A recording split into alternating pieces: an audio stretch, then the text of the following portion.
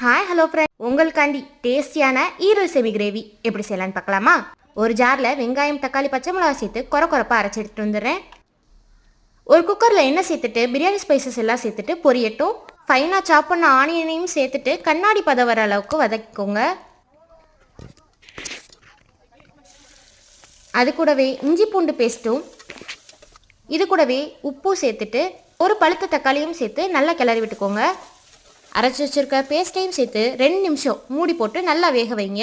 பச்சை வாசனை போய் கிரேவிக்கு டேஸ்ட் கொடுக்குறது இந்த டைம் தான். இது கூடவே க்ளீன் பண்ணி வச்சுருக்க ஈரலையும் சேர்த்துக்கிறேன். இதை ஒரு 5 மினிட்ஸ் மூடி போட்டு வேக வச்சுக்கோங்க. அதுலேருந்து தண்ணி லைட்டாக பிரிஞ்சு வரணும். பாருங்கள் எந்தளவு அதுலேருந்து தண்ணி பிரிஞ்சு வந்திருக்குன்னு. மஞ்சத்தூள், மிளகாய்த்தூள், பெப்பர் சேர்த்து 5 விசில் விட்டு எடுத்துக்கரலாம்.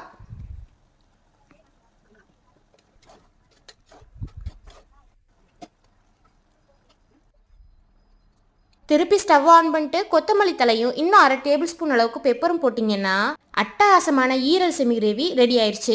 இன்னும் இதே மாதிரி ருசியான வீடியோஸ் பார்க்க சப்ஸ்கிரைப் அண்ட் லைக் பண்ணி வச்சுக்கோங்க. பாய்.